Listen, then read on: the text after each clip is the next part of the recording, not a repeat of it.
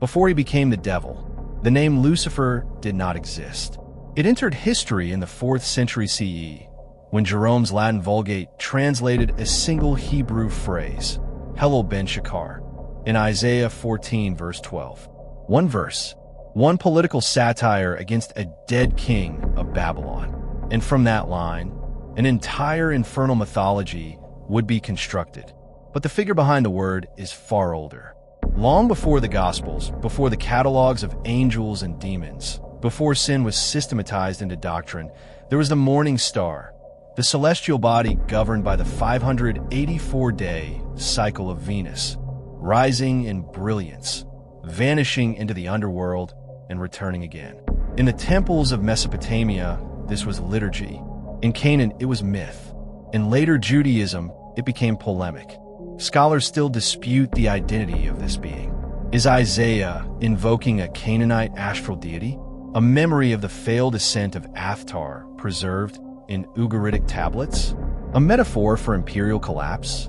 Or the first fragment of a story that would only become Satan centuries later? This is not the biography of a fallen angel. It is the transmission history of a cosmic role, moving from myth to astronomy, from royal propaganda to apocalyptic rebellion, from Latin translation to medieval demonology.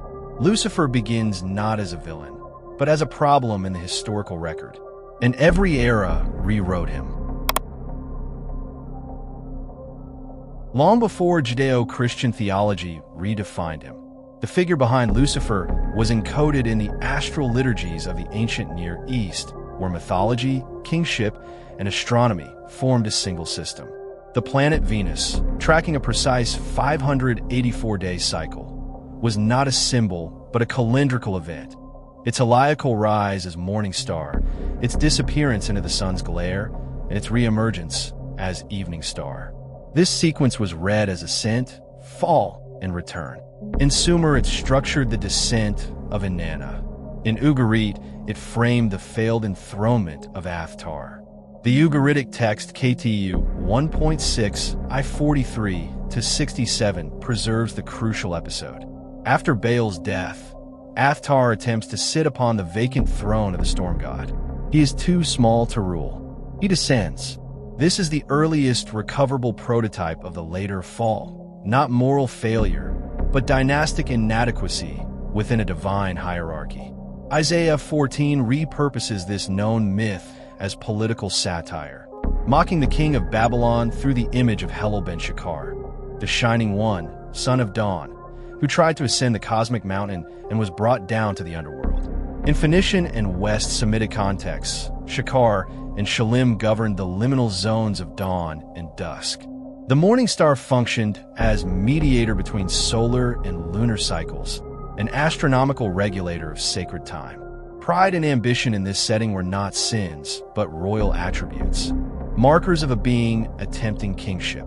Second Temple Judaism inherited these structures and reorganized them through the divine council model. Texts such as 1 Enoch describe a stratified heaven, the Most High enthroned above a host of watchers, archangels, and celestial administrators. Within this system, transgression is defined not as rebellion in the later Christian sense, but as the violation of a sign function.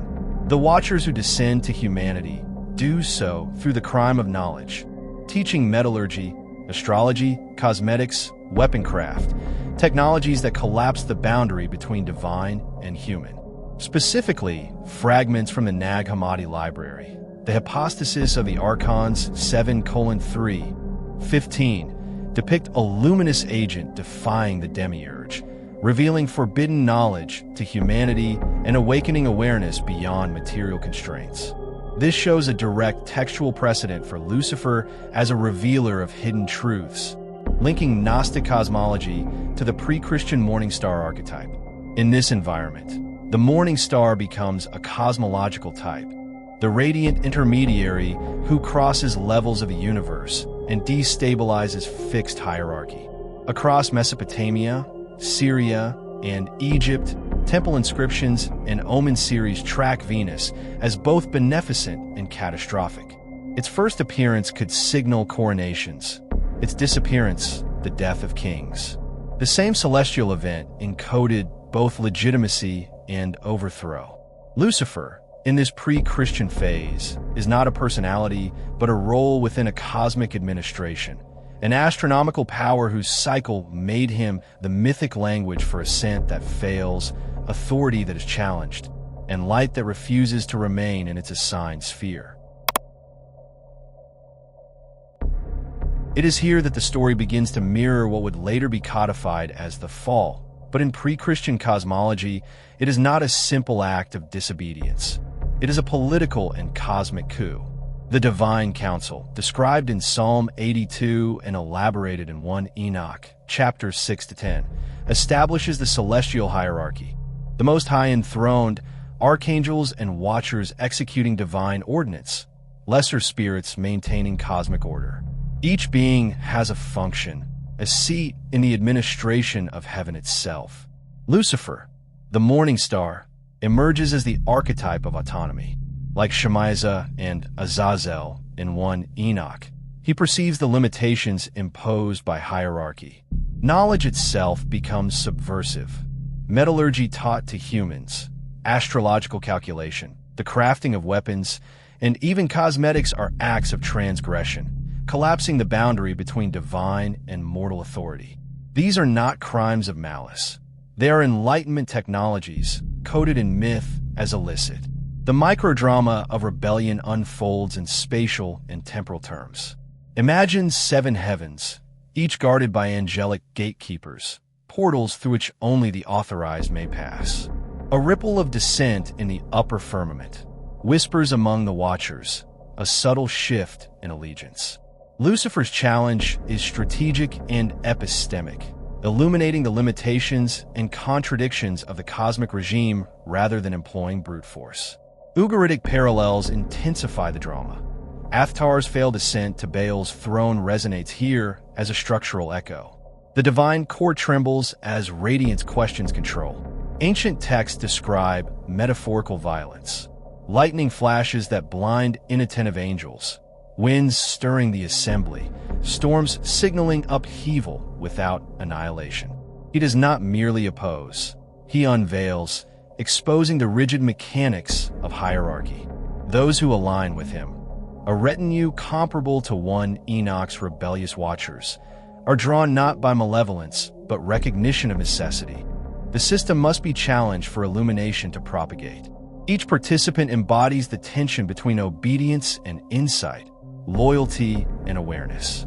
The microdramatic beats are omnipresent.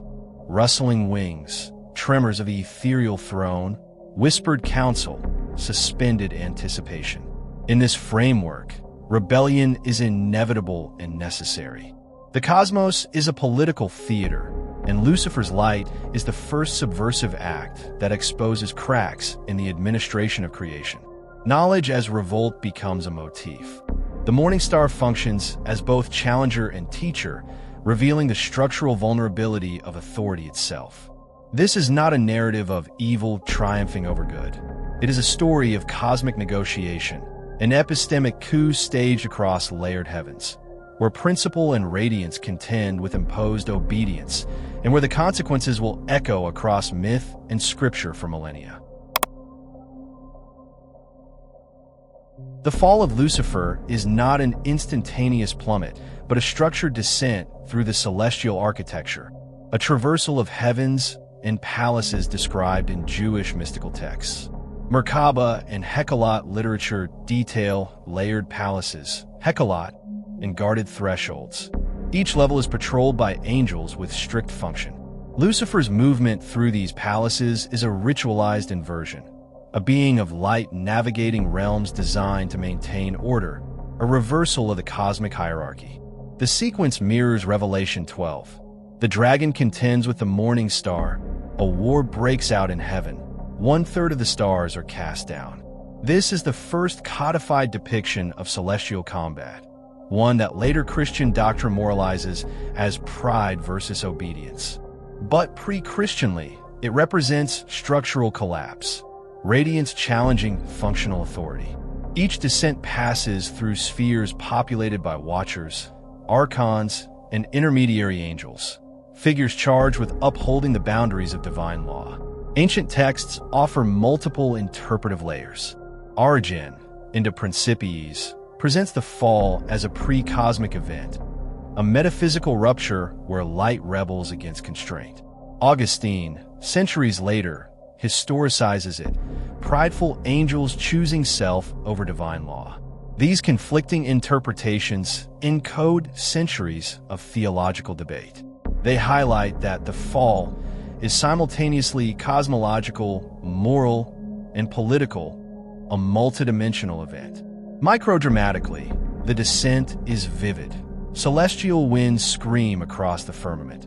Flashes of illumination refract against divine palaces. Angelic wings beat in suspended tension. Whispers of awe, fear, and judgment ripple across the heavens. Each movement, hesitation, and spark of insight is a micronarrative of suspense and consequence. When Lucifer reaches the lower spheres, the boundaries of the material cosmos, his brilliance is constrained, refracted through layers of matter and law. The underworld or shadow realm becomes both prison and stage. He is no longer fully radiant, but retains essential luminosity, a cosmic memory of rebellion and illumination. His retinue, some falling, some resisting, mirrors this structural pattern, highlighting the consequences of challenging authority while preserving the archetype of awareness. This descent is foundational for later demonology. Christianity later codifies him as Satan, the adversary, and the devil. Yet, the microdrama, cosmological mechanics, and a multi-layered sequence of thresholds remain encoded in every retelling. From Ugarit to Merkaba texts, from Revelation to patristic debate, the fall is less a moral story than a map of cosmic instability, a narrative of knowledge confronting power, and a template for understanding rebellion as structural, epistemic, and enduring. With the rise of Judaic monotheism and early Christianity, Lucifer's narrative shifts from cosmic rebel to moral antagonist, a transformation meticulously recorded through textual and linguistic transmission. In Isaiah 14, verse 12, the Hebrew Helel ben Shakar, Shining One, Son of the Dawn, appears once as a metaphor mocking the king of Babylon. This linguistic root is key. Helel captures radiance, not sin. When translated into Greek by the Septuagint, it becomes Hios for us, the morning star, and later, in Jerome's 4th century Latin Vulgate, it crystallizes as Lucifer. Each stage reshapes perception, moving from political satire to celestial archetype. Patristic authors codify moralization. Origen, into Principies, interprets the morning star as a pre-cosmic rebel, a theological lens for discussing free will and divine order. Tertullian emphasizes the adversarial aspect, a cautionary figure against pride. Augustine historicizes Lucifer as an angel who sins through arrogance, while Gregory the Great's Moralia in Job solidifies the image of Satan as Prince of Darkness. The linguistic and theological chain, Hebrew, Greek, Latin, Church Fathers, maps a multi-layered demonization, each step adding moral weight and fear-driven authority. Microdramatic tension permeates these developments. Imagine monks copying texts in candlelight, whispering about the fallen morning star, debating the cosmic stakes. Each translation, each marginal note, each commentary becomes a ritual act, transmitting both fear and awe. The subtle choreography of words mirrors celestial movement. Light captured in ink, shadow encoded in allegory, rebellion codified as warning. By the early medieval period, Lucifer's image is fully demonized. Names multiply: Satan, Beelzebub, serpent. Each epithet emphasizes the control of fear, reinforcing obedience while obscuring the pre-Christian cosmological complexity. Yet fragments persist. Gnostic and esoteric manuscripts, hidden from mainstream circulation, preserve the morning star as revealer, teacher, and challenger of cosmic authority. These textual remnants maintain the tension, a being both villain and archetype, moral lesson and cosmic agent. Thus, the demonization is not a single event, but a layered, scholarly, and ritualized process. Understanding it requires tracing names, translations, and thinkers across centuries, a linguistic and theological genealogy that transforms a luminous cosmic principle into the ultimate adversary of God. Lucifer's presence survives far beyond Christian canon, embedded within esoteric, mystical, and magical systems across centuries. Renaissance thinkers like Marsilio Ficino reinterpret him as the intellectual brilliance of Venus, an archetype of illumination guiding the mind toward hidden truths. Heinrich Cornelius Agrippa codifies him as a planetary intelligence of Venus, governing insight, creativity, and subtlety. Later occultists from Blavatsky to Aleister Crowley present him not as Satan, but as the light bringer of initiation, a Promethean archetype, challenging orthodoxy and teaching awareness of hidden structures. In magical practice, Lucifer assumes a functional role. Rituals often align with the East, the dawn, and the element of air, marking him as a current of illumination rather than malice. Symbolic iconography, rising stars, wings, and radiance, anchors his presence. Initiates use these symbols to access gnosis, the careful placement of planetary talismans, the recitation of invocations, the alignment with celestial cycles. Each action mirrors the original celestial tension, mastery over light, negotiation with cosmic authority, and disciplined confrontation with knowledge that is dangerous yet empowering. Microdramatically, the narrative unfolds in ritual spaces. Incense rises in spirals. Candles flicker against darkened walls. The practitioner pauses to sense subtle currents, a silent acknowledgement of forces invisible yet palpable. Here, the same tension that shook divine councils is reenacted symbolically. Illumination versus authority, obedience versus curiosity, restriction versus radiance. Lucifer appears under multiple names: Shahar, Helel, Morning Star, but his essence remains constant, a brilliance that disrupts, an insight that challenges, a rebellion that instructs. Across centuries, he is invoked as guide, teacher, mirror, and initiator. The occult tradition preserves him not as a cautionary tale, but as a living invitation to question, to see, to know. Through these systems, the morning star becomes both timeless archetype and practical instrument of esoteric transformation, allowing humanity to touch, however briefly, the same radiance that once contested the cosmos itself. Lucifer and Baal share a striking structural trajectory.